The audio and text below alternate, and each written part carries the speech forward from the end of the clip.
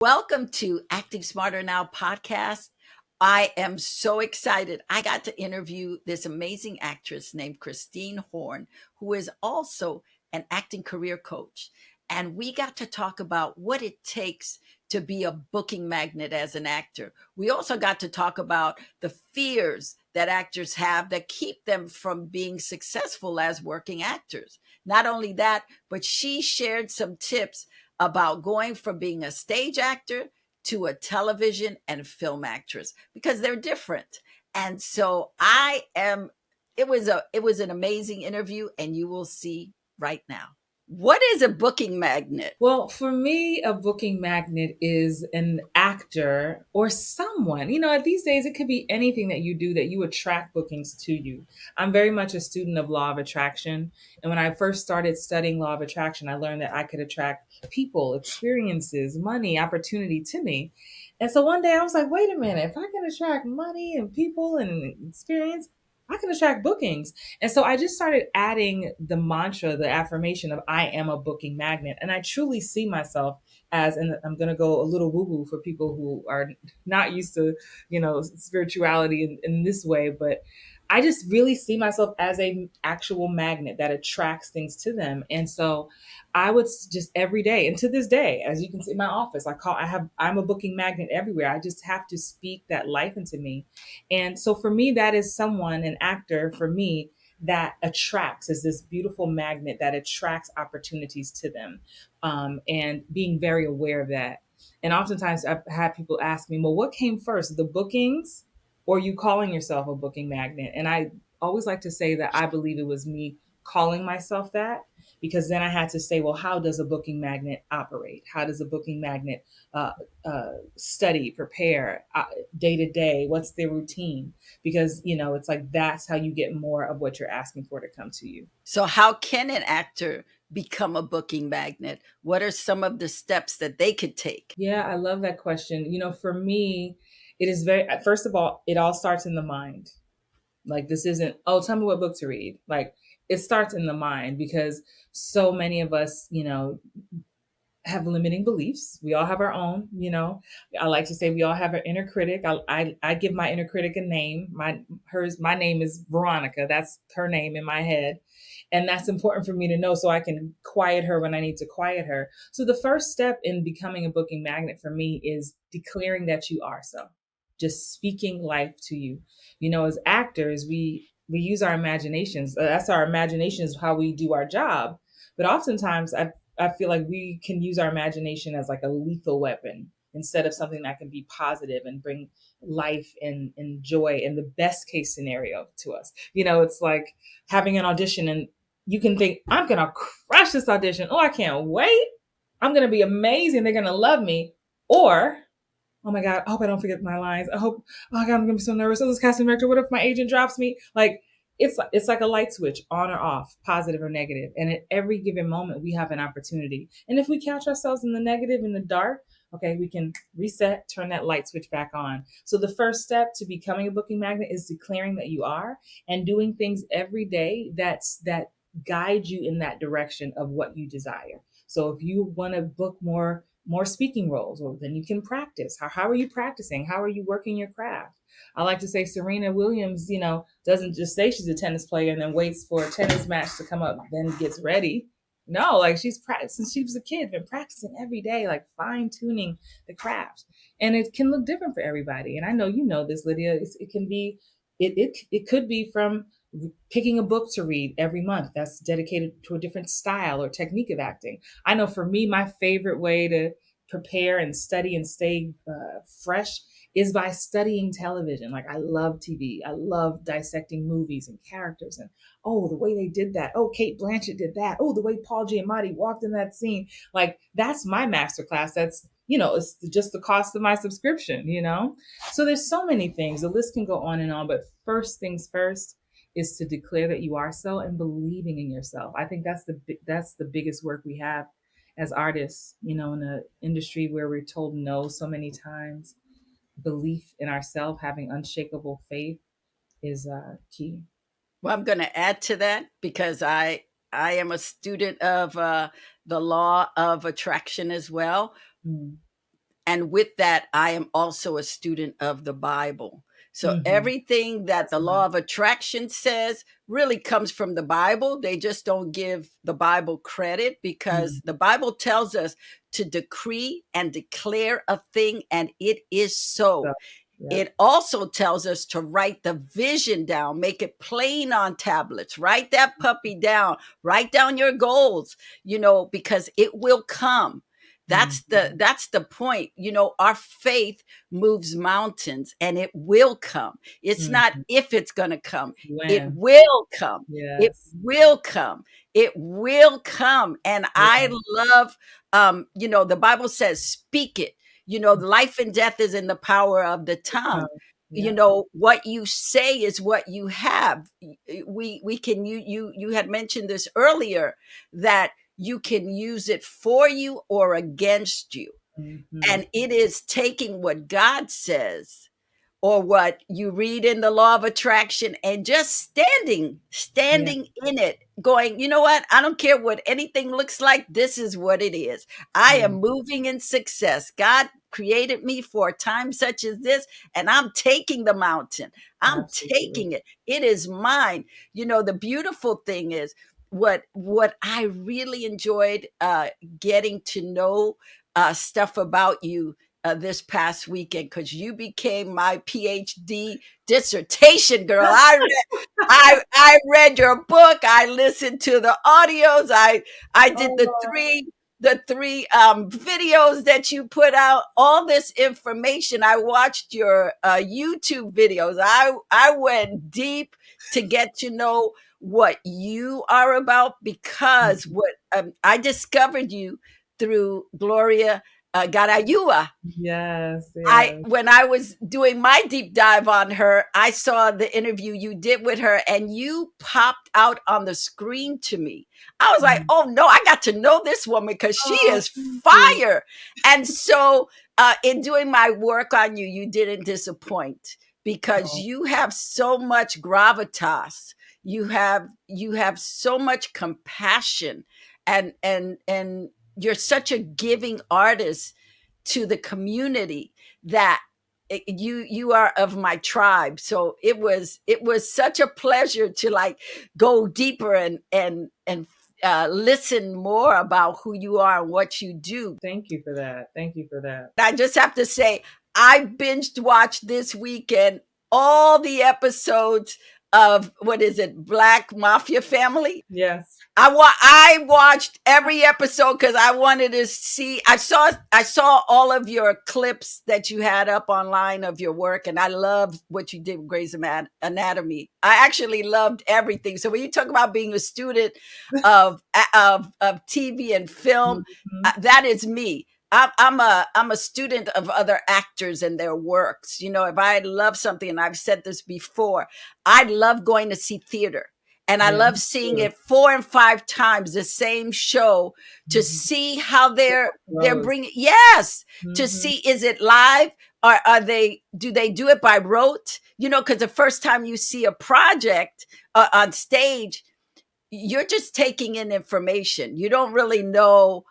You don't know anything. It's all new to you. But then when you see it time after time, you get to see if there are cracks. You get to see how they're layering the characters. And so, listening to you talking about how you set up character, how you get the wigs and you get the Mhm. clothes, and you are just in your zone. I love it. So I just want to say how much I appreciate hearing your process, your work, because to me, that is an actor's job. Yeah. It is your job to really dig deep to create the character, right? Well, Yeah. if we go back to the Bible, my favorite book in the world, if we go back to the Bible, God is the creator, and he created us to be creators. So the Mhm. fact that we get to be artists is It's a so gift. aligned with Yeah. our creator, whatever you want to call him.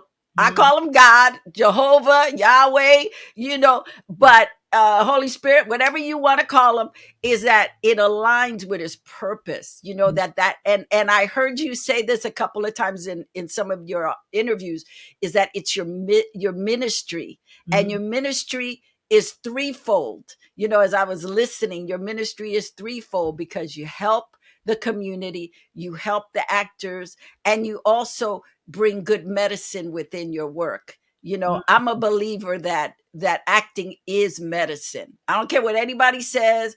To me, it is like being a surgeon, Mm-hmm. because you're going into somebody's heart, you're going into somebody's mind, and your performance has the ability to change their lives.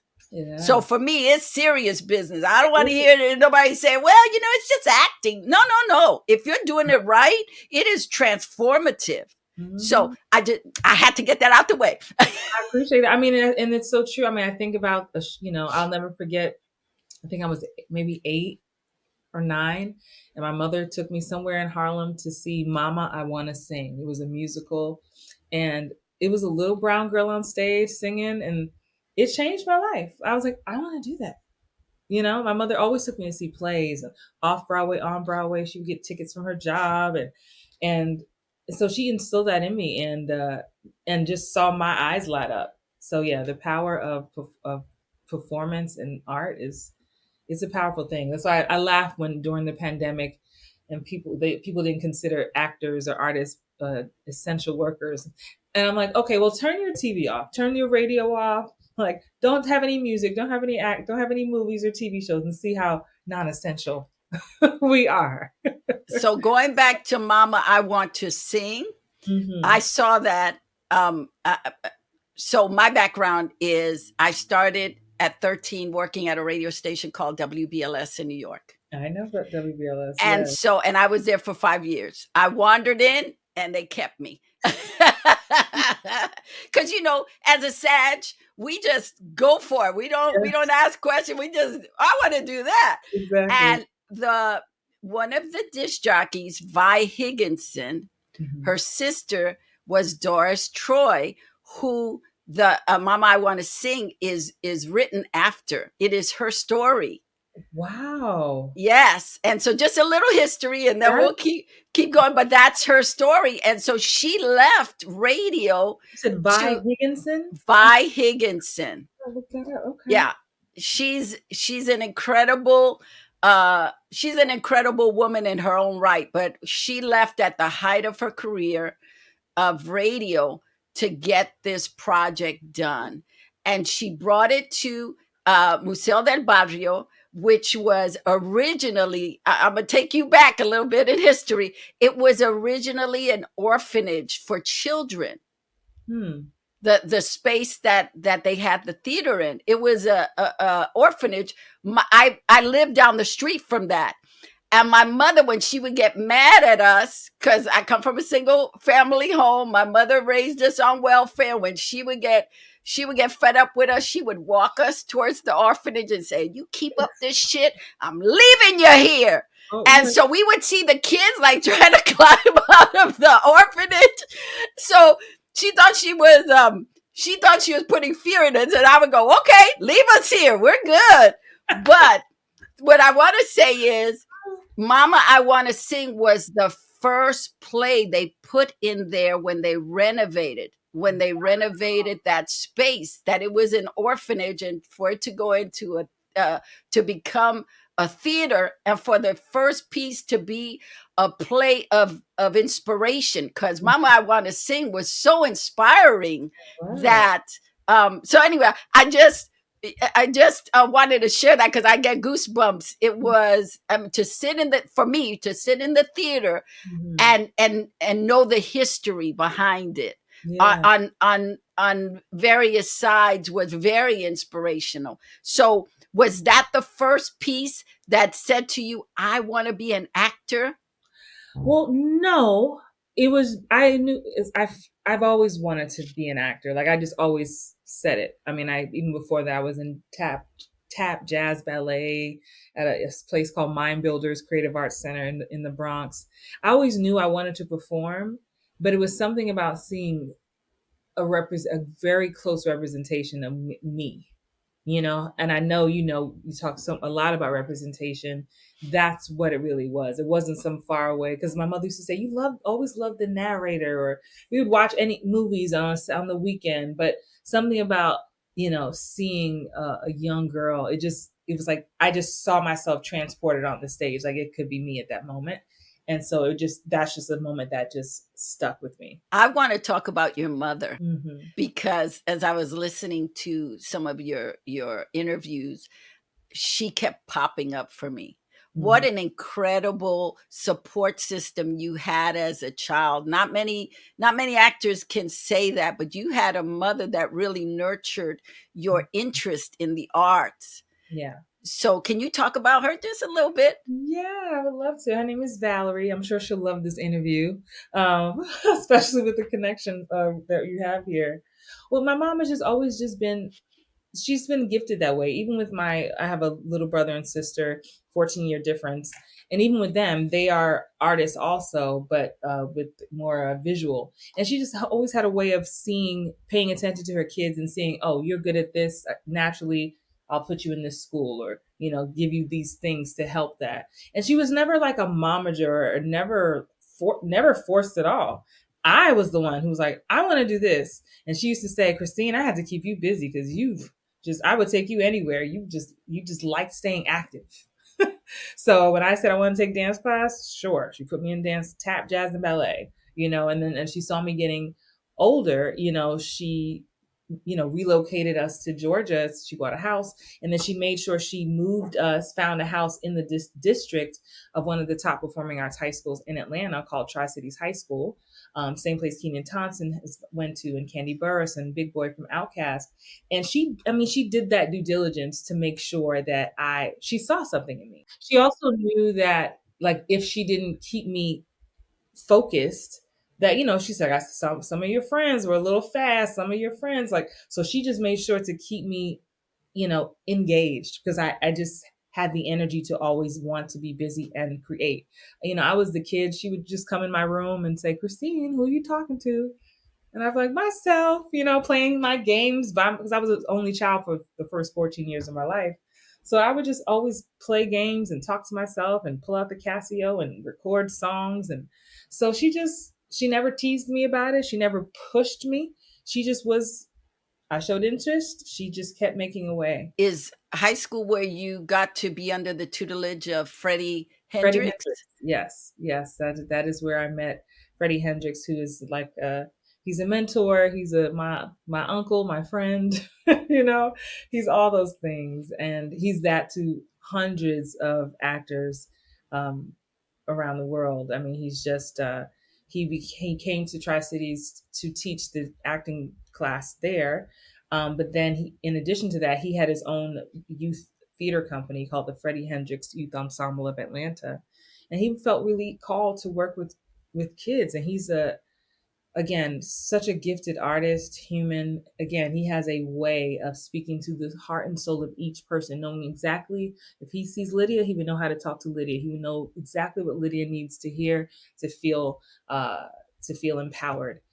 Part of what we call the Hendrix experience, and what he taught us, is the main thing is, it goes back to mindset. Was he instilled what we some of us we call hyper ego. And I say that in a way, we were all at such impressionable ages where we're awkward, we're trying to figure ourselves out, we don't think we can do it. He taught us, don't ever say what you can't do.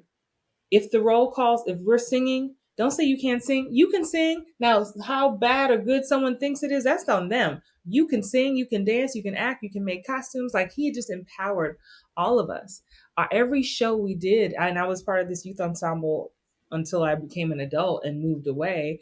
But every show we did, not a single piece of paper script has ever existed. Part of his process is about spirituality and unity. We would start in a circle. We would have these kind of vibe sessions that was deeply rooted in Afrocentrism, like really just connecting to each other. Warm-up exercises, focus exercises, to make sure we were in sync before we did anything on the stage. And we would just start with a theme. Freddie would say, you know what? What's important to you all as teenagers, as young people? And so one project might have been about the apartheid in Soweto. Another project was about HIV and AIDS. Another project was about, abuse of kids. And it would be from our ideas. It would be from our experiences, our pain, our joy. And we would show up and just literally connect to each other. So the people who were a part of this youth ensemble are still some of my closest friends at a bond that is beyond something that I can truly explain, because we spent so many hours together, and we would just sit there, and that's how the show would get created. Somebody would start with a beat, then someone would start with the drum, and then we bond, and then we start. Everybody had to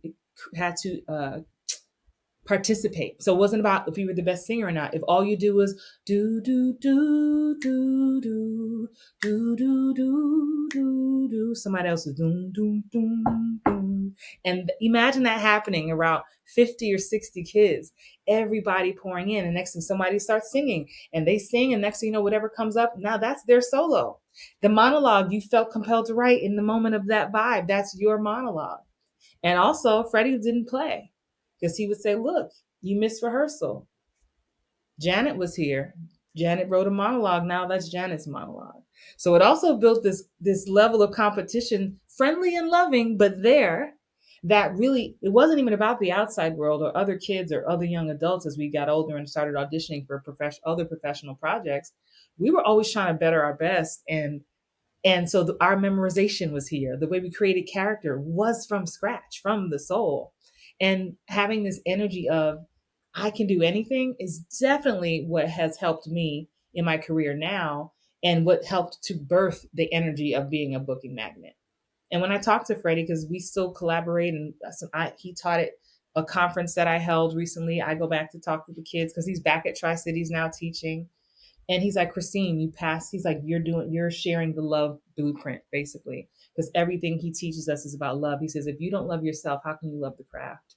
And so deeply teaching us about loving ourselves first, and then we get to pour into our characters. I could go on and on, but there's not a person who has worked with Freddie, whether it's Kenan Thompson or Candy Burris or myself or Tony Award winners. Everybody says the same thing. It's rooted in love. It's rooted in focus, and just this high level of belief in self. Mm. So, well, I also, as you're speaking, I'm saying your mother started it, and he was someone who came in and started watering that Mm-hmm. that stuff in you, because it sounds like your mother had already started creating in you a sense of self-worth, Mm-hmm. where she gave you your wings and he just took you to high places, Absolutely. which is beautiful. I mean, what a gift. What a Yeah, gift. truly. One of the things I heard in listening to your story was you had a lot of difficulties getting to where you are now. It didn't just, I want to be an actor, I'm a booking magnet, it's going to happen now, Right.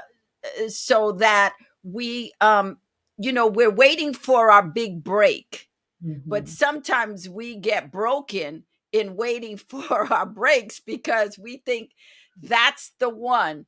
That I know for me, when I started in the business a bunch of years ago, that I used to think every job was the one. Okay, this is going to be the one. I booked a 2 episode of The Jeffersons, and I thought that's the one. This is it. No. And then I thought, Stand and Deliver, this is it. No. And then I thought, it's like, you're like, okay, this is the one. This is going to be the one. And it really is the little by little, I think, for the actors. Mm-hmm. What I want to ask you is, you were in a job, the Dodd Institute. Is Bobby Dodd Institute. It Bobby was Dodd not Institute. profit. Yeah. And you were there for a bunch of years. You left, you came back, and um this is my takeaway, and you can add or tell me that's a lie, but it seemed to me like they really, what you learned there, you have been able to translate into your coaching, that I it has been excellent skill sets that you got that has been able to assist you as you're working with other actors. So Absolutely. I want to know a couple of things that you got from there, because it sounded like, it really supported you and lifted you up while you were in pursuit. Yeah. And yes, I'm just, first of all, have to go back to each job being the one, each job being the one. And yeah, I think as actors, like it's like we have to feel that that's what keeps us going, that that next thing might be the one. Because if we knew really, even though we share on podcasts like this, but if we really knew the reality, we may have stopped a long time ago. I remember working at my day job thinking that I would see someone do a guest star, what I know now is like a guest star, maybe a top of show guest star, maybe 2 episodes, and be like, when I do that, I can't wait to quit my job. Not knowing, oh no, that's gonna pay a few bills. Then you still need employment. Um, I've always believed in, because I've been very clear on my purpose and my gift of acting. I was never fooled by the fact that I had jobs. I'm also Jamaican. I got Jamaican Caribbean blood going through me. So I've always, since high school, kept 2 and 3 jobs. Like truly. My mother would be like, why are you working so much? Right? Like, because I liked having my own. I wanted money to go out. I wanted money to do this. I wanted money to do that. And so that was important to me. So I was like, whatever job I work, it doesn't define me. Like, I'm still an actor. I'm just doing this thing. I would even play games to myself, like with myself, going to this. So the Bobby Dodd Institute is a nonprofit organization that helps people with disabilities gain employment. So I started as a temp in 1999, answering phones. And because I believe, do be excellent in all that you do. So I'm very driven. I'm have a thirst for knowledge. I taught myself all the programs, Excel, all the things, because I was bored answering the phones. And then I'm just working my way up to just bigger and bigger positions within the company. And they were very clear. It was very clear that I was an actor. I never not did not say that I would. I would quit, be like, hey, I'm doing this children's show at the Alliance Theater. Um, and they'd be like, we can't give you those weeks off. And I'd be like, well, I hate this. This is my last day, so I'm so sorry. I kept quitting because I was like, especially this is back in the day too. I'm dating myself when every job wasn't apply online. Like you could literally go to a job and like leave with the job that day for a lot of places. So I literally, like, it was no question. I was like, okay. And there was one supervisor. I have to give her props. Her name was Sheila Ziv, and she just loved me. Some people didn't like the fact that she loved me this much, but she knew how much work I was doing, and she knew, because I was in her department, and she knew how valuable I was to her department. And I worked fast, so even if I was out for 2 days for an audition, I did the work already. It was already done in a day. So she was like, I really, at this point, I don't care when you're here. Like, just get the work done. And that's what happened. I was like, okay, this works for me. Even if it didn't pay as much as I want, everybody who has a day job knows, if I can slip out for something and with no problems, that's worth whatever few dollars you're not paying me, to have that flexibility. Um, so, but I'm like, this job is also going to pay me in another way. Each skill, like whatever class they wanted me to take, Christine, we need you to learn this program. Great. That's how I learned about spreadsheets. I was responsible for doing presentations with the Department of Labor, and, of course, filing, doing these, checks and balances, profit and loss things, all the things that you need to run a business, all the things that come in handy, the organization. I remember when I was looking for my first assistant on Craigslist in California. And I remember this woman, she offended me. She was like, I thought you were just an actor. What do you need? You have files? And I was like, you know what? You're not the I have one. a whole, I'm literally an S Corp. Like, I have a corporation, because people don't realize how much of a business being the CEO of your life is, and being an actor is. And so people are surprised to see. And I'm also a very A and B brain. So I'm very creative, but I am also very organized, very much about my business. And I love that about myself. And so that's one of the main things I took away, was the skills. And I loved learning. And the other big part of it for me was character development, because I worked with people with disabilities of all kinds. And this is no shade or making fun of anyone with a disability. Trust me. But I got to work closely for years. Mental, physical disabilities. Some people, some people had Down syndrome. Some people had depression. Some people used to have a job. They got in a car accident, and now they're trying to figure out what job they can get next. And then, so the last position I had was helping those people figure out what they were going to do next. And it filled me up so much. And so even though I was working this day job, and of course I would rather be on set, I felt like, well, at least I'm not flipping burgers at McDonald's. Like I'm actually changing someone's life. We focused on how can we help people get jobs based on their abilities. It helped me, and it educated me, because when I first started in '99, I was intimidated by some of the people I met, because I just it was ignorant about people with disabilities. Period. And by the time I left, I had clients with Asperger's and autism and all kinds of things, and we would joke around, and I'd pick them up, and we have relationships with their families.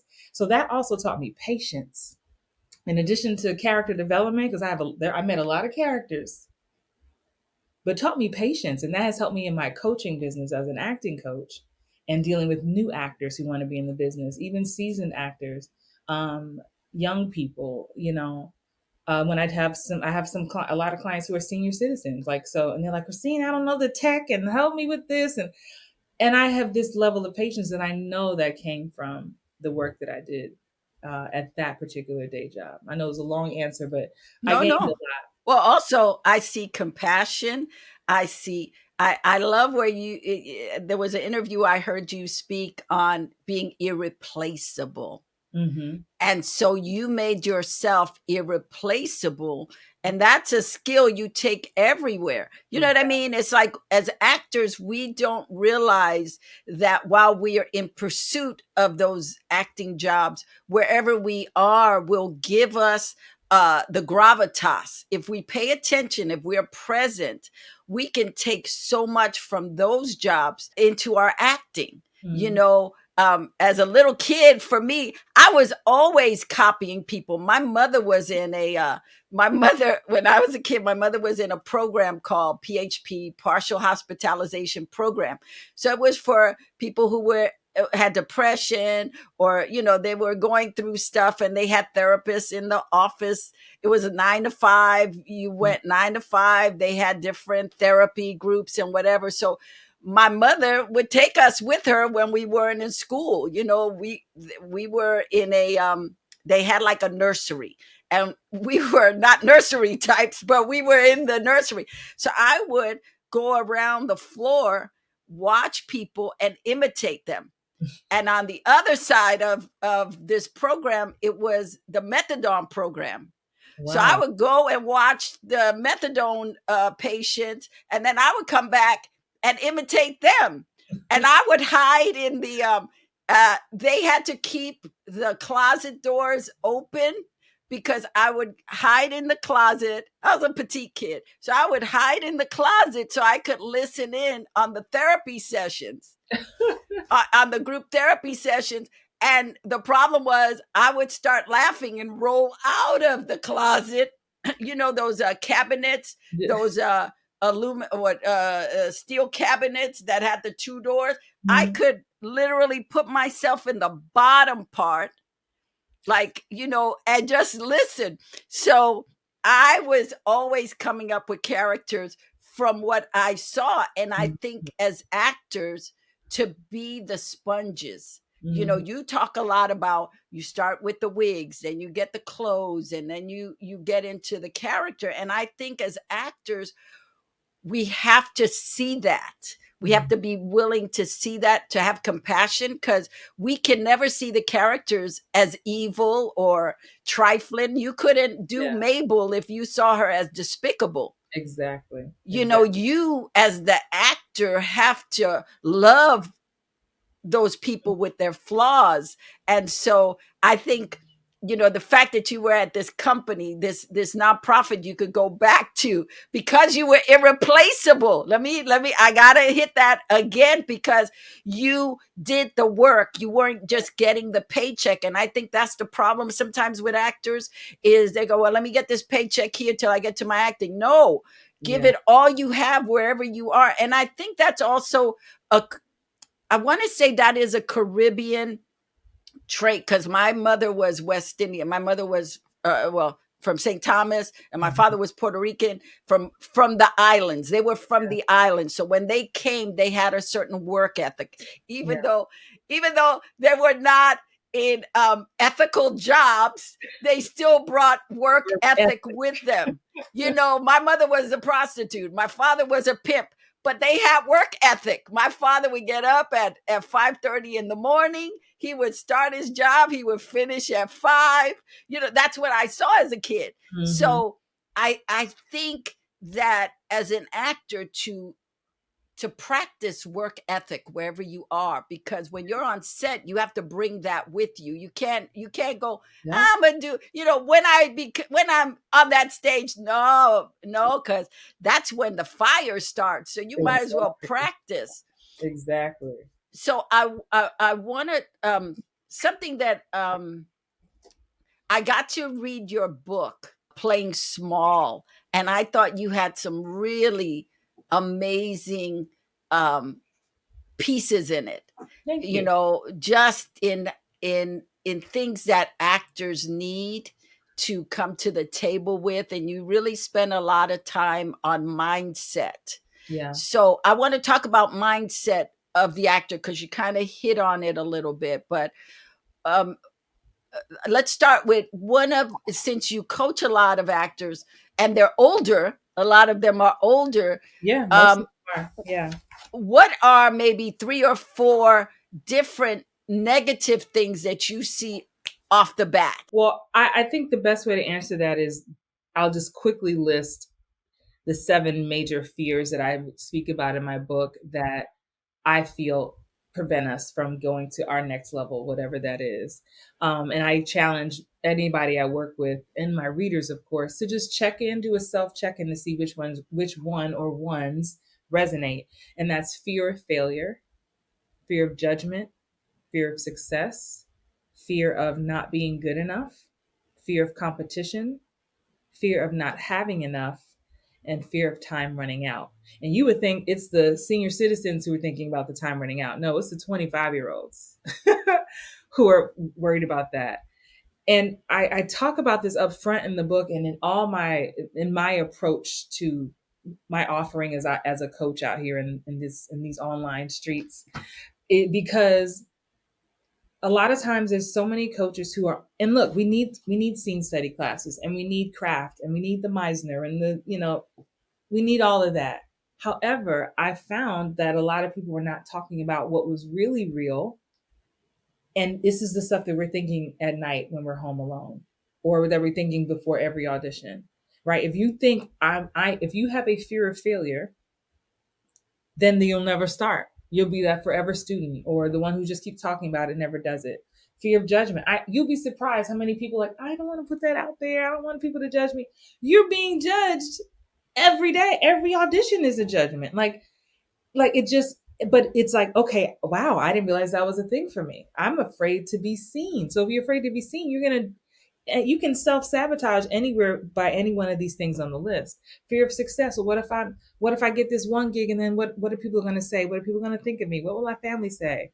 I booked one gig and now people are asking when's my next one. I don't know. My family's teasing me like, when are you going to give up this acting thing? And you just, like all these things, the pressure, people are going to want to borrow money from me. Like this, it can go down the rabbit hole of thoughts that, and then you don't even realize why you're half assing with your audition, because something like this is on you. Fear of not being good enough. I think that's a really challenging one, because no one wants to really ask that question of themselves. Am I good enough? We started this interview about, being sad and believing in ourselves and all this stuff. But what happens if you really don't? What happens if you're saying that out loud to people, but really at the core of it, you haven't booked the last 10 things you auditioned for, or the last 100, and you're starting to question, am I kidding myself? Am I even good enough? But do we really want the answer? What are we prepared to do with that? And so that I've seen that stop people from not doing auditions. I'll have a client and I'll say, "What? That's great. You got an audition. What happened? Well, I didn't do it because I didn't know about this one part. I didn't know what to do, and they figure just why bother? Just I'd rather, because if I don't want to submit a bad audition, because then they'll never call me back, and then it's the fear of competition. We already know you're too busy looking at somebody over here and over there. That's the thing. At least since we're not in the room as much anymore for film and TV. In my book, I have a chapter called Waiting Room Warfare where I describe what it's Oh like yes. Oh to yes. walk into the room, into the hallway, and sign in and see every actor you've ever seen on TV, and all the things, and the people's trying to psych you out. At least for film and TV, we don't have to deal with that much. For even for Broadway and going to cattle calls, but still, there's the warfare of your mind that is talking you out of stuff, and the fear of not having enough. Again, that comes from, for me, lack, limited thinking. I can't help you, and that's where people are often very surprised at how much I share. I've had friends like, girl, you giving away all the goods. I'm like, it's not mine to give. Like, what are we, it's not mine. And me, I operate in abundance. Like, we could all go to the beach with buckets and fill up with sand, and there's still gonna be plenty of sand left for everybody else. I know I'm one of a kind, wonderful, never duplicated. God took extra special Amen. time over here. So I'm like, I would like, God is not limit. Are we limiting God and what God has available? Like, so, but that energy of lack is dark, and people carry that, and it impacts their own career.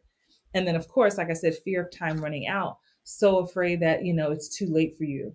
And I've coached people from young people to, and again, I mostly coach adults, but I have 70-year-old clients, people who have just retired, and they're like, okay, Christine, the kids are gone, or I'm divorced, or I'm starting over, and it's my time. And it's the most beautiful thing to see, because they're the ones who are not even thinking about time running out. So those are just some of the things. And this is why my book starts with these early. And I know a lot of times, and I'm aware in this coaching space too, that I'm not always, this isn't the sexy stuff that people want to raise their hand and say, I want to buy or take this class. Even when people do take a scene study or something that I'm offering, I always end up getting back here. Like, why are you holding back? What? And then I just have similarly to Freddie, my mentor, I have a way of feeling people's energy and like putting my finger right on the sore spot. And they're like, I don't, and I've had people say, I didn't sign up for this. I came to take, I thought this was a scene study class. I didn't come for therapy. But when you allow yourself to be vulnerable and truthful to yourself, it's amazing what can change even within your art. That's why I love, there's a book by Susan Batson, the coach. Her book is called Truth. And what I love about that is she challenges you. She says every character has a need. Every character has a need, and of course, tragic flaw and all these things. But the need is so powerful to me because we have a need too. And if we haven't figured that out, again, it takes me back to Freddie Hendrix. If you don't love yourself, how can you love your art? How can you put love into your characters? So yeah, the mindset. It's a lot. I love it. I also love, because I'm a big believer in this. I've always believed in this. Is what's for you, no one can take from you. And that stops the lack. Because if Absolutely. you know that it's your job, I mean, I've walked in the room, I've known it was mine. I came in with that before law of attraction. I came to Los Angeles as a teenager, 18 years old, not really knowing anything, but I knew I was supposed to be here. Yeah. And it was like, okay, I'm here. I'm doing it. It never occurred to me that I wasn't supposed to be here. Yeah. I always knew this is what I was supposed to be doing. And I always had the feeling when I went into auditions, I knew if it was mine and if it wasn't. There were those times when I wanted it to be mine. Mm-hmm. And I fought really hard for it. I mean, I became my advocate. If the casting director wouldn't see me, I went over their heads to the producers and said, look, I'm really right for this role, blah, blah, blah. I didn't get it, but Yeah. I always knew what was mine. I always knew this is my job. And I think as actors, sometimes we want every job, and we have to be realistic. Mm-hmm. Sometimes it's not about your talent, and that's not what we're taught in schools. So I love the fact that you bring it to the table, right up front, and say, you know what? this may not be yours. But the fact that you got the audition, you won. You Mhm. won, you won, you won. That is the job. And we're not taught that the audition is the job. It's Mhm. not, it's not on the way to the job. It is the job. Yeah. Period. End of story. So you have to bring your A game to it, because you may not book it, and it has nothing to do with talent. I mean, I've sat on the other end as a producer in casting sessions, seeing incredible talent, but they didn't fit the canvas at that Mhm. moment. You know, they didn't fit with what the director's vision was, or the filmmaker's vision. But it didn't say that they weren't great. It was somebody else's job. Yeah. And when you come in the room and you bring your A game, and you come with gratitude, and you come to be of service, that stuff smells up the room so sweetly.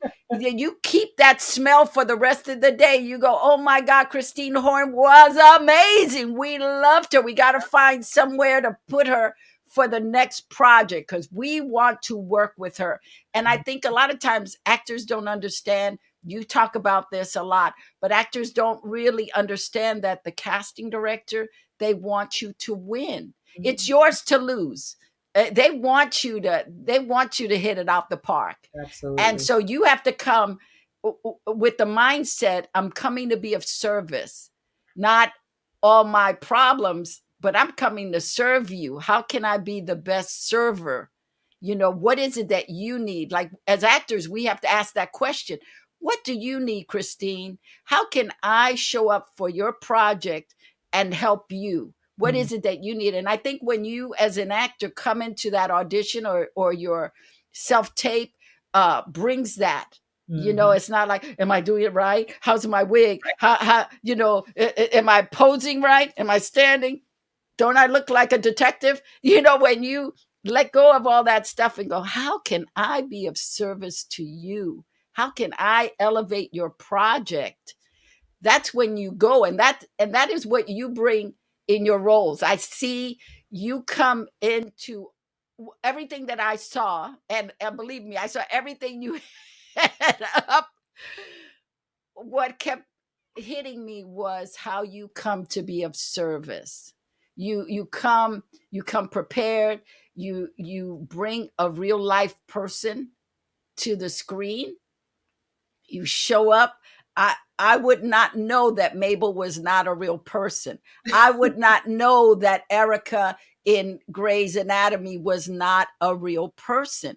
You brought everything to the table. There was nothing that I could look at and go, well, if she had done it this way, I was like, oh my God, she thought of Thank you. that.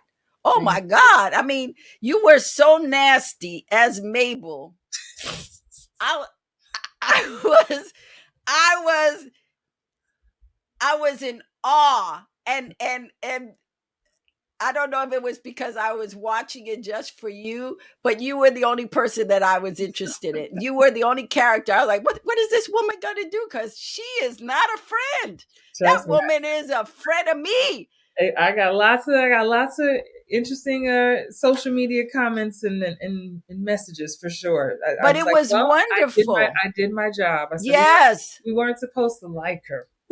Also Snowfall. I mean, all the work that I saw was outstanding, because I kept going, this is a character actress. This woman is like a beast. You can hold your own with anybody. And I think as an actor, you need to hold your own. You got to come fully loaded. You got to come with guns blazing. You Yeah. cannot I did stand up for 14 years, and uh, Oh wow.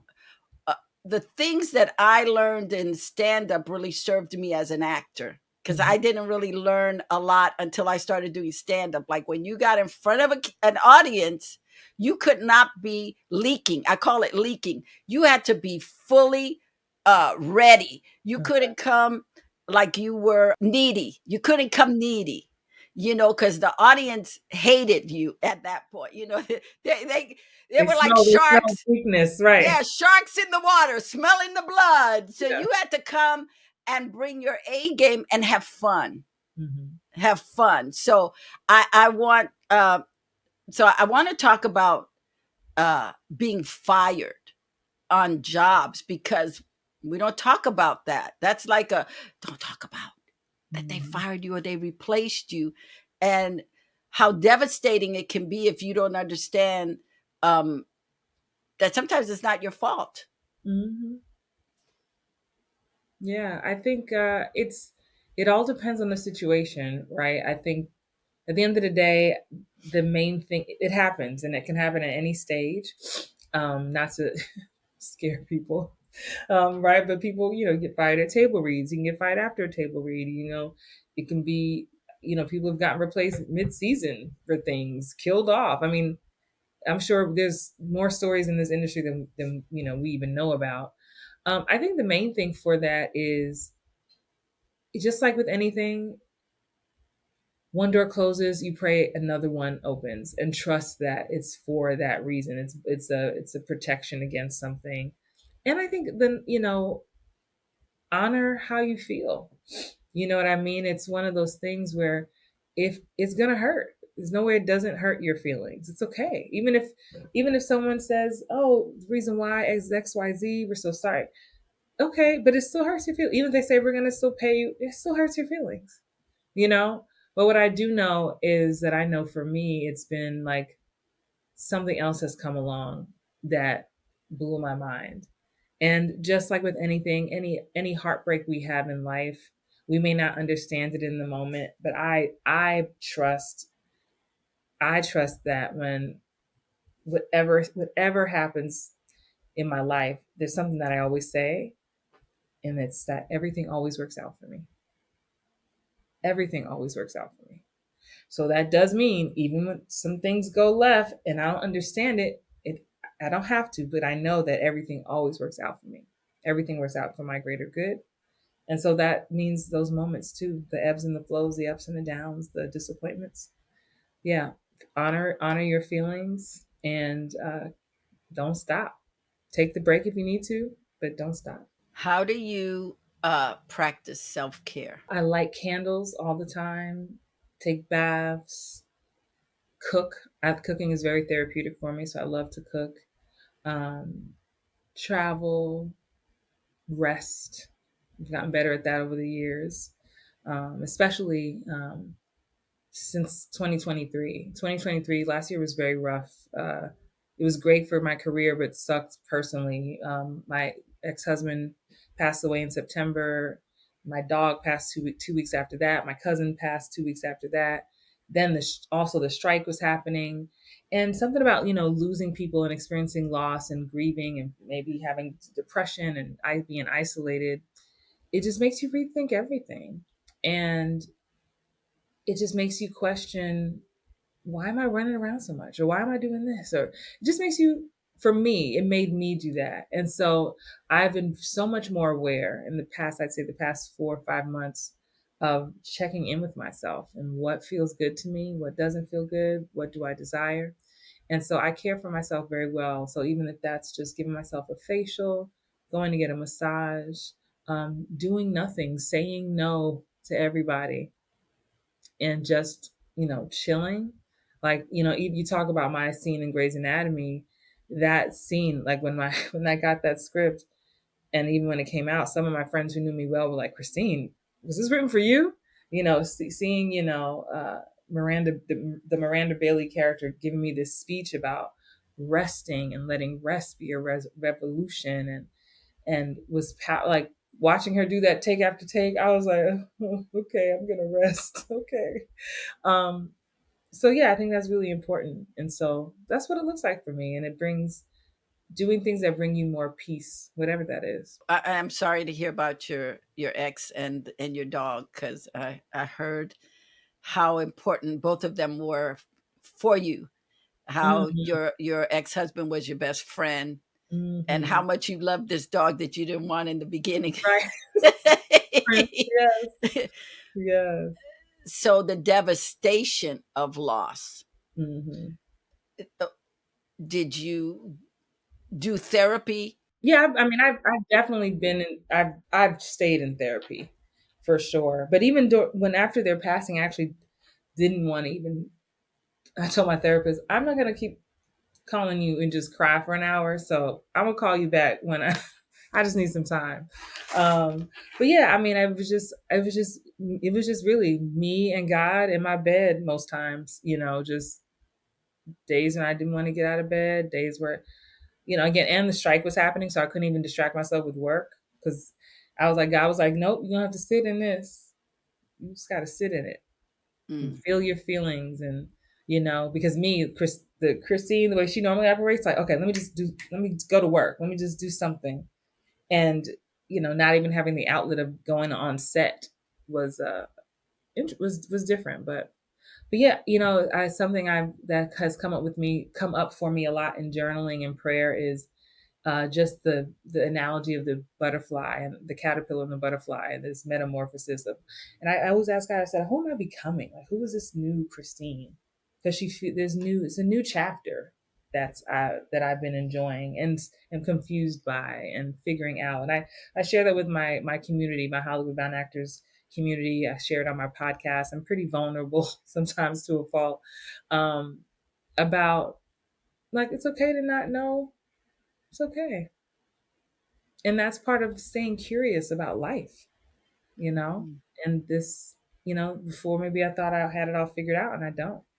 So I get to stay curious, and I think that's something we bring as actors when we get a script. We're like, you only get 3 pages, you don't get backstory. You're like, okay, I'm making this up based on the couple of adjectives that they described her in this breakdown. And then you just get curious. I wonder why she's this way. I wonder why she's talking to this guy this way. I wonder why. I wonder why. And that's how I feel like I operate in my daily life. I don't know. I wonder why this is happening. I wonder why I feel this way. Let me think about it. Let me sit with it. You have a community called Hollywood Bound. I want to ask you, how important is it for actors to build and be part of community? I think just so important to know you're not alone. Yeah, and the community is called Hollywood Bound Actors. I started it in 2017. We have a Facebook group and a podcast, and of course, you've been on the YouTube channel. Um, Community is everything. Community is everything. Just so we're not don't feel alone, because when we're in at home and we didn't book that gig again, and you feel like, am I the only one going through this? Am I the only one who ever felt this way? And then when someone says, you know, I can relate on my calls, you know, when I do Q&A calls for my, I have a course called Book More TV, and once a month I do a Q&A call, and we'll get a new person on there. Someone will raise their hand and be kind of shy. Is anyone ever? And I'll say, come on, y'all, unmute, leave a comment. Don't leave this person hanging. You know, you felt it. If you felt to say, I can relate. And next thing you know, the chat's blowing up, and you could see the person's eye. Sometimes they're crying, or you see the exhale happen. Like, okay, so okay, this is not just me. And everybody's like, no, it's not just you.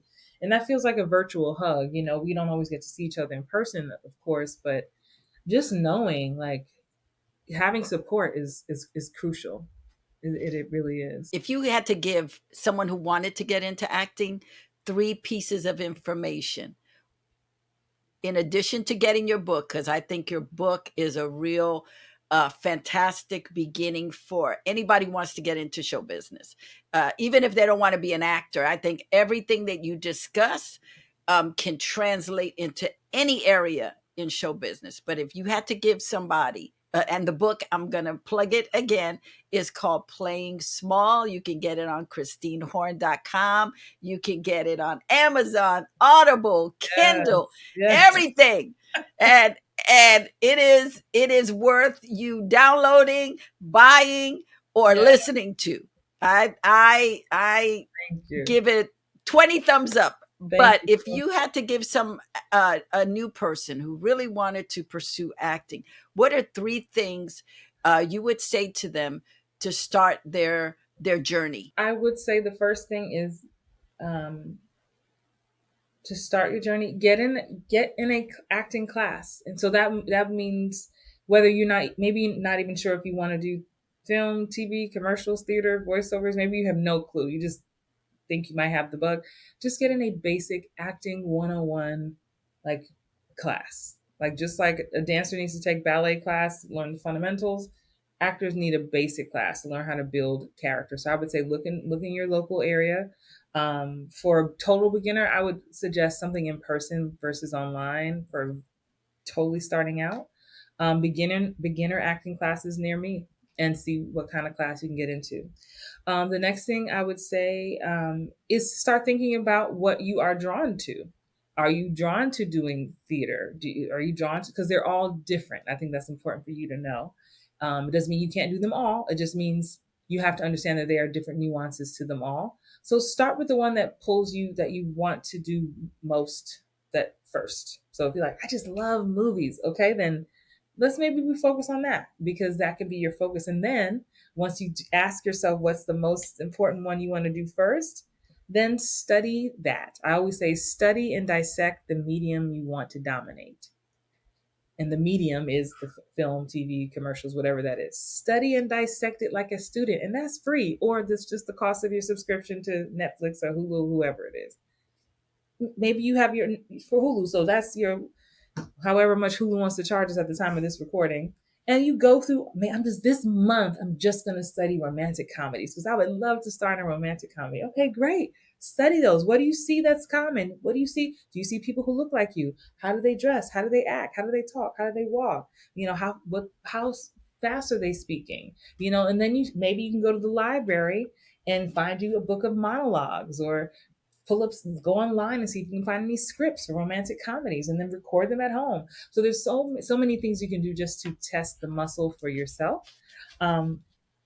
So yeah, I would say start there. And I actually have a free resource, and because people ask me all the time, Lydia, how to get into the business. So you can visit howtostartacting.com. I love it. I was like, what? If one more cousin or friend from Facebook asked me, my daughter wants to start hockey, I was like, let me buy this domain name. So howtostartacting.com. I put together a 5-part video series where it's totally free. You just watch it, and at least breaks down currently at the time of this recording in 2024 how you can actually get started. And the focus for me when you watch it is more so for film, TV, on camera stuff. So if that's you, then you may want to check it out. You talk a lot about V.A.K technique. Mm-hmm. What is that? Well, that is a technique that I use as part of my what I call my get booked process. It stands for visual, auditory, and kinesthetic. It is one tiny. I like to think of my acting process as a big old toolbox. Sometimes I need the wrench, the hammer, the pliers, or sometimes I need them all. So the V.A.K technique is let's just say my hammer. And so I got that actually from reading some articles about just athletes and how athletes prepare for a big marathon or the big game. And so it's mental visualization process basically. And so for me, the visual, V stands for visual.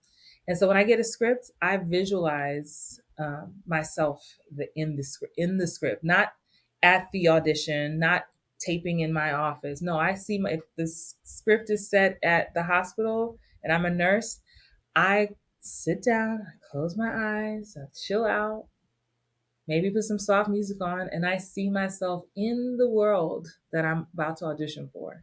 Then the auditory. What does it sound like in the hospital? Right? Like what's going on there? Do I hear phones ringing? Do I hear doctors running down the hallway? Do I hear babies crying? I don't know. And kinesthetic, what does it feel like? Or how do I feel within myself?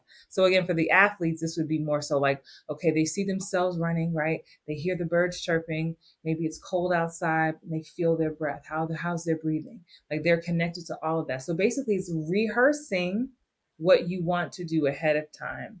And so for me, it's takes me into the world. That way I can see how I fit into the world before I even do my audition. And it's very powerful for me. And it doesn't resonate with everybody, just like you don't need every tool all the time. But visualization is a huge thing. And if you're a person who tends to get nervous easily, especially if you have a live audition, this is really great because once you get really clear on the story you want to tell, it keeps you focused. Um, Something I tell my students is to help fight nervousness. I always say, and this came from me having a slew of bad auditions when I was new to the industry. Well, that's where it came from. And crying in my car after an audition on Olive Avenue.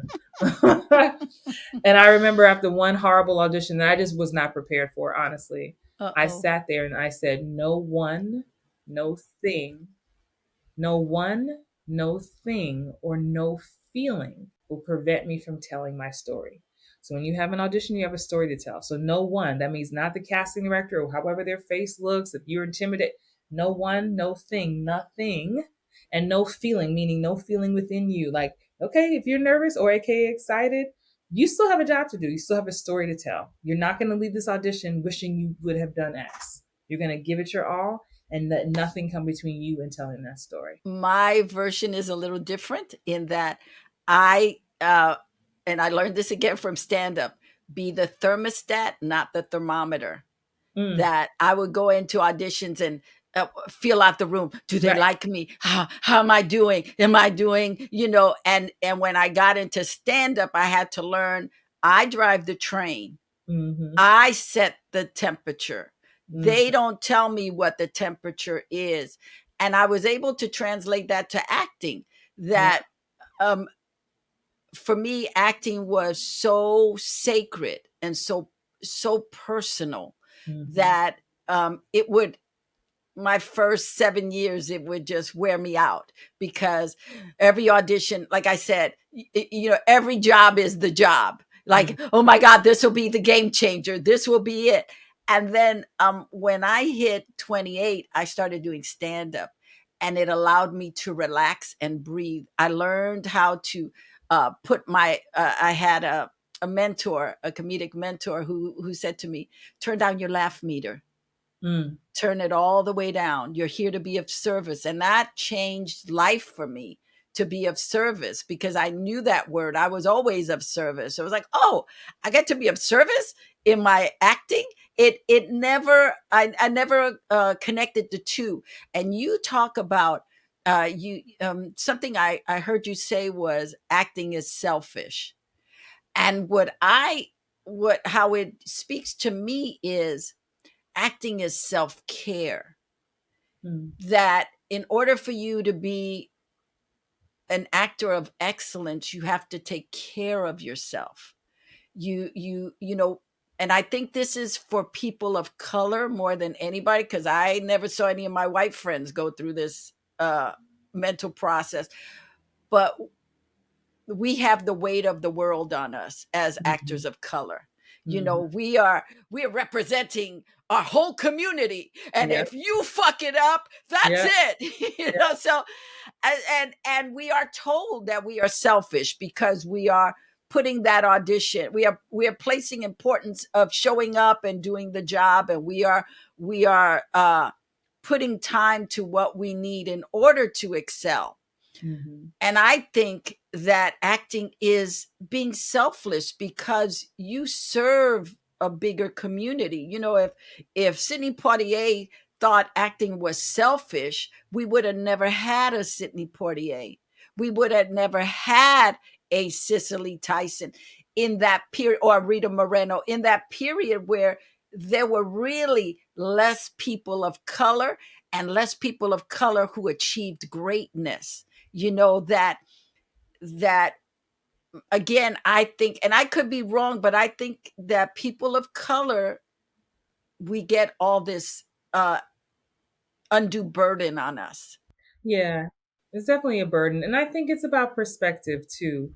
I know what you're referencing. And I think the people in our lives, for every celebrity that we put on high esteem, they have sacrificed some things in their personal life, and their kids may have a different story to tell, and their husbands or their wives may have a different story to tell.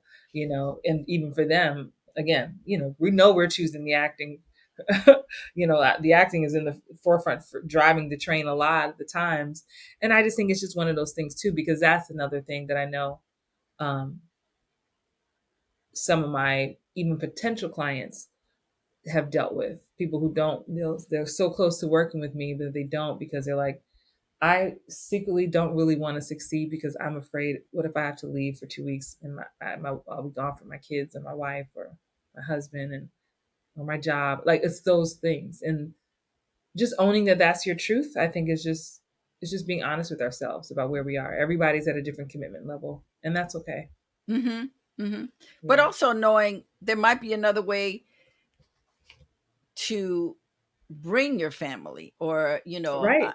But they or have to open themselves up to that's that right. idea. That's right. That it's not one way or the other. That there's a Exactly. lot of different things. Um, you talk a lot about being grateful. Like, in every piece I heard you speaking, not just in the interviews, but when you are doing your YouTube videos, you really talk about being grateful. Hmm. When did gratitude start for you? I couldn't even tell. I don't even know. I mean, it's just been in me for so long. I I couldn't even give you a date or a point. I just think the more that I live and the more that I experience, I just the more I just understand, the more that I'm grateful for, the more there is to be grateful for. Yeah, I don't even know when it started, but I just know, just saying thank you. Thank you. And that's something I tell my community. I always say thank you more, please. Thank you. Amen. Amen. And to add to the thank you, because I don't hear a lot of people talk about this, and this is how I was taught, that after every audition, after every job, you send thank you notes. You do it right I at the Well, so much has changed since the pandemic and us not being in person. But pre-pandemic, oh, I would have them on me. I would have my customized cards with my pictures, and I had all the, back. This is again, I know, dating myself. Back in my day, we used to do drop offs. But so we've had to change that, and I've some of my students get frustrated because, well, the pandemic and we can't go in the office, and I'm like, sometimes you just have to hold gratitude in your heart. People feel energy vibrates through. You just have to just say thank you in your heart. If you can't get to that person, you don't have the address, you don't have anything, your agent won't. I don't know, whatever the case may be. Just say thank you in your heart space, and let that be what it's going to be for right now. Well, I think social media is a great way to thank people. If you Hmm. can't find them, to just say, "Oh man, Christine Horn was amazing." I just want to give her a shout out, because there's, even though we're post pandemic now, that there are still ways to use all those tools Hmm. today.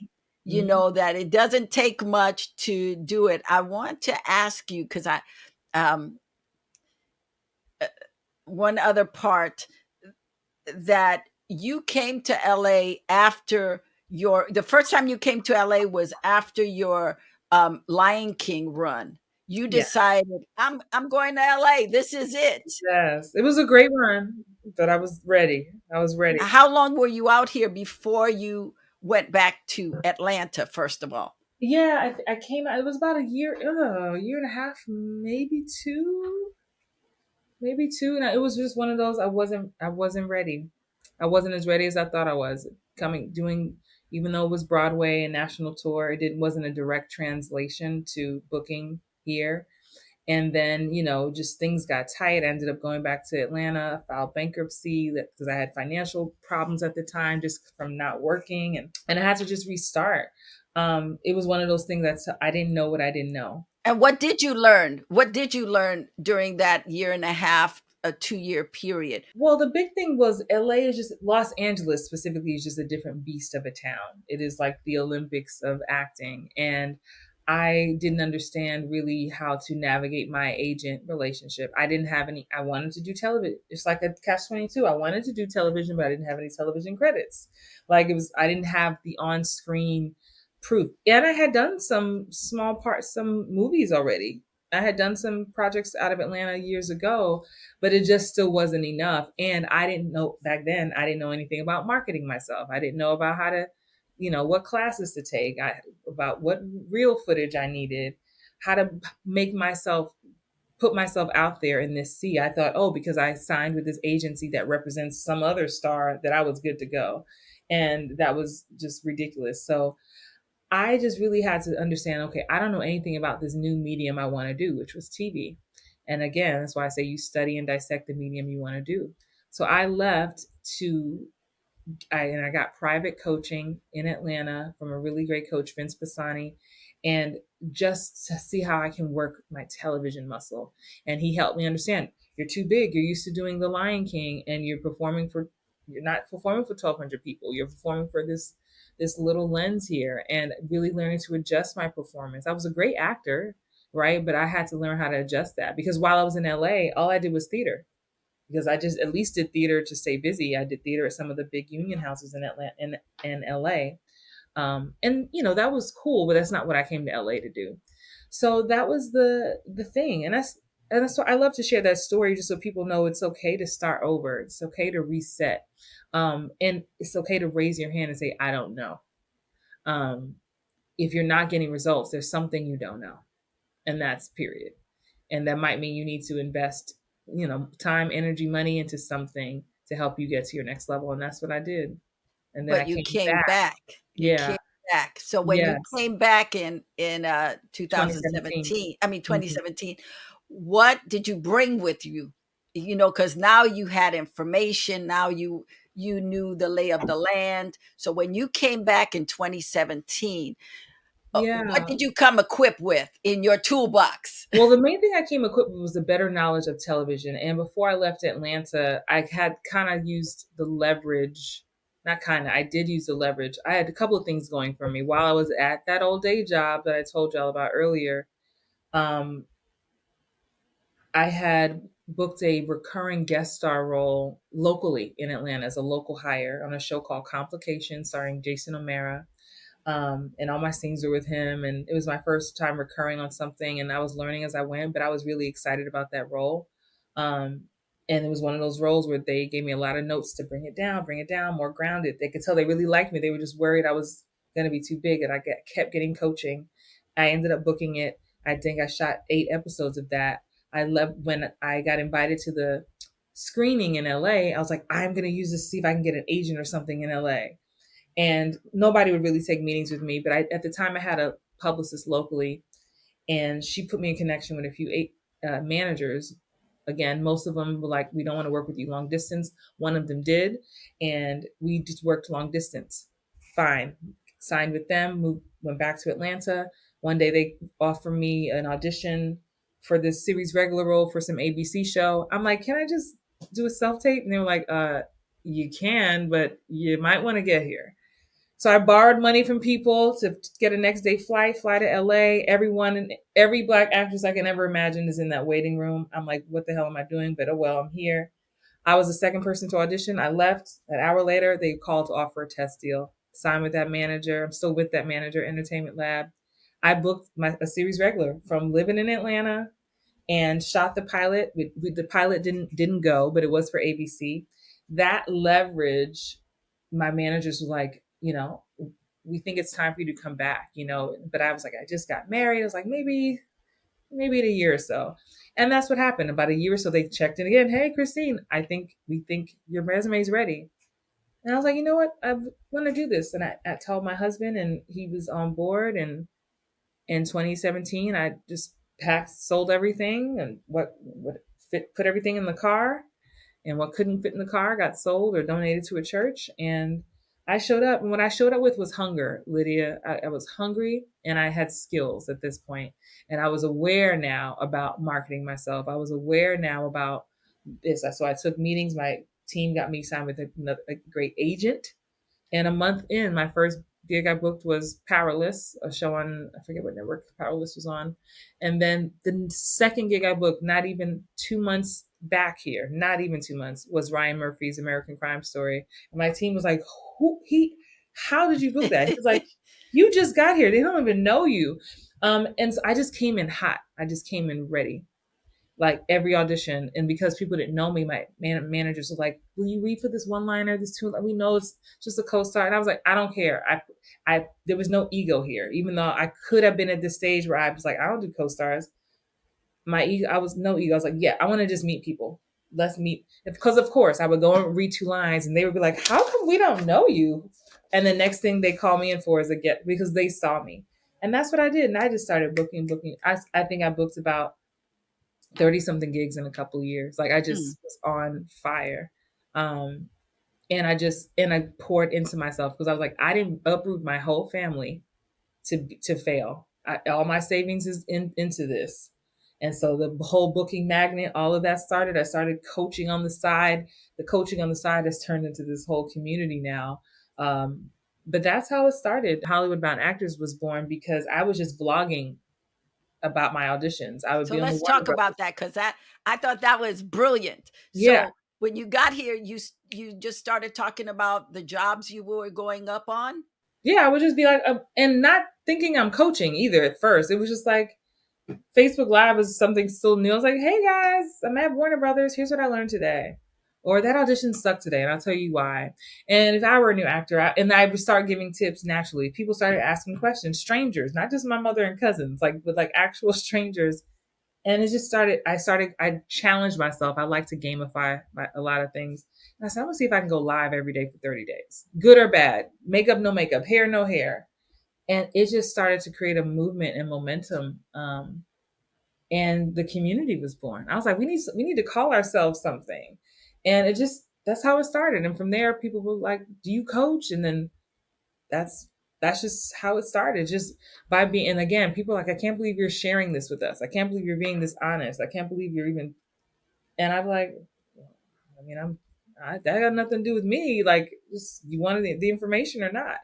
And I loved honestly that the bulk of the people raising their hands and asking questions were people of color because I could tell the hunger, and I could tell too from even for myself. There was no one out there that was giving away this information this readily, this accessibly, and I became the coach that I wish I had when I was in LA the first time. You talk about marketing, and I think marketing for actors is just as important as craft, Mhm. as coaching for a role. Um, how did you get your marketing, um, your marketing skills? How what did you do to start figuring out how to market yourself? I would again because I have an entrepreneurial spirit. I was always listening to somebody's webinar. I listened to lots of podcasts for entrepreneurs about digital marketing, period. So it wasn't just about like actor marketing. You know, I I had taken some workshops with some other like Dallas Travers and stuff back in the day. But Did really, you I was take like, with her when she was doing the actor coaching, or when she started doing just the coaches coaching? Because actually she both. had to. Oh, okay. Actually both. Way before I moved to LA, I took her acting thing, and then when I became an acting coach for real, I went like what was it 2018, 19, 20. I worked with her for 2 years on building my course, on creating my course. Um, so yeah, really just a mix of studying marketing for business and seeing how I could apply it for acting. And then yeah, that's really was my and just being a content I've been a content creator for so long, even before we were calling it that. So I've just always been used to putting myself out there in some way, which helps, of course, helps our team help us. Where would you like to be in the next 5, 10 years in your career, in your life? Where do you envision yourself?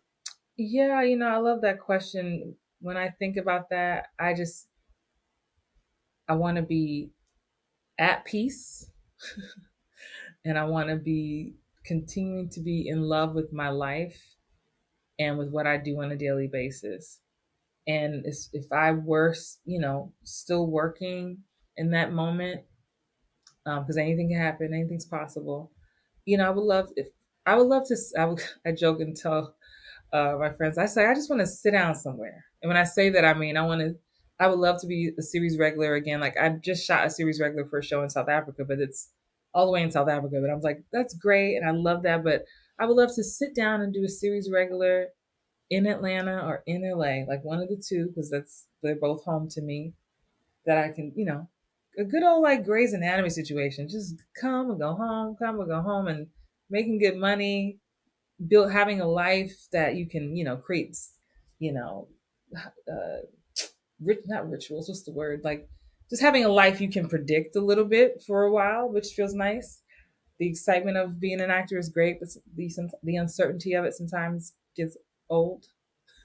You got to go to um, the Emmys recently Lot, not this year, the year before last. Yeah. when Shirley won. Yes, when Cheryl Lee won. Yeah. Yes, I was so excited for her. That's my girl. That was a great day. I started.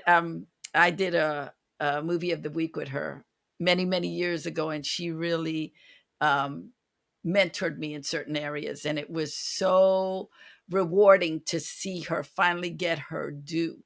Mm-hmm. Um, but I want to ask you, in going to the Emmys, were you already connected with the TV Academy, or did you just go?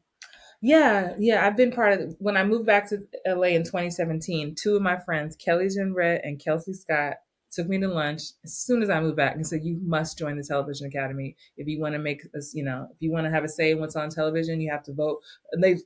And I joined immediately, and so I've been a member since 2017, actually. So been a voting member. So that was my first time actually going to the Emmys, because I just wanted to put that in my energy sphere, and I advocate for that, and I share that with my community often because we didn't know about that. A lot of people don't know about it. It's where I met Gloria at one of our networking events. Yeah. Yeah, I think every actor needs to, if they're working, if they've gotten TV credits, they need to go to the academy, the TV Academy, and find out what they need in order to join, because um, that's where you need to be. It's Mm-hmm. not just about working. You got to level up. You got to get yourself to the next level. And nobody tells you this, right? Yeah. Nobody really, especially if you're an actor of color, it's not information that's readily available, I don't think. Yeah. I learned a lot because of my white actor friends. Yeah. I would see um, how they were being groomed. Mm-hmm. That I was very blessed in that I was in an acting class for 9 years, where I got to see how new actors were taken in by agents or managers. And then they were like, okay, you need to have a publicist. That was like the first thing that they were required to have, was a publicist. I saw Mm-hmm. with Brad Pitt, because he was in my class before he was Brad Pitt. I Mm-hmm. got to see I got to see a lot of different things. And in the class that I was at, there weren't really a lot of people of color taking classes back Mm-hmm. then. Like, usually I was the only one. Maybe there was one other person of color, but a lot of times it was just me. And I Mm-hmm. was like, and you do this? Oh, okay. I know I can do it because I Yeah. saw it. And I think what you give, again, going back to the community you serve, the courses that you offer, you really give a good you give good information, not just how to be an actor, but how to be a working actor in the business and be successful. That you really break it down, and I am so grateful that we have people like you, because I do stuff because I didn't have any, it was the course I wanted. It was the information I wanted when I was starting out. And Mm-hmm. over the last 40 some years, I have been very diligent in going, you know what, I paid a lot of money for these classes, I paid a lot of money for this stuff, but I Yeah. think you need it. No matter whether you pay for it or not, you need to know about this should be Yeah. something as an actor, if that's what you want to do to keep you going, like, Yeah. without any fanfare, without any pretense, because being in Hollywood, we get all the uh we get the spin, all the Yeah. publicity spin, like they were an overnight sensation. Yeah, it took them 20 years to be an overnight sensation. Yeah. uh Morgan Freeman did not make it until he was 50. He worked, and then the world opened up to him. And when you're tenacious, and when you keep showing up, when you keep showing up, when you keep showing up, when you keep showing up, God rewards you. When you are diligent, he is diligent to give you what you have asked for, because you stand in the, there's a scripture in the Bible that says, um, because of your tenacity, and I'm paraphrasing it, this woman kept knocking at the door of a judge. It was in the middle of the night, and she kept knocking and knocking. And he said, I'm going to get up and take care of this woman, not because I have any love for her, but because she refuses to stop. and and that's what you show. You refuse to stop, and you coming to LA and then going back home and then working on figuring it out. That is empowering, that, and it should be empowering to every actor listening to this, that just because you fall, and you say this, and I love this quote that you give: failure is an event. It is an event. It is not, I fail, so that's it. Yeah. No, we fail over and over, but in the failing, we learn something. In the Right. failing, we get better. In the heartbreak, we grow. We grow, we mature. Exactly. And you are an example of what it looks like not to give up, but keep going in gratitude, in confidence, in love, and in shine. Because, girl, you got the shine on you, and it Thank is beautiful. And thank you. I'm just grateful for you. So I just want to say thank you. Thank you. I appreciate that. And I receive that love, and I wrap it up and send it right back to you. I appreciate that. Thank you. I I agree. want to know, what do you want your legacy to be? That I led with love. That's it. If you want to know how to get representation, you got to watch this next video where I talk to the representation whisperer. It's spicy and delicious.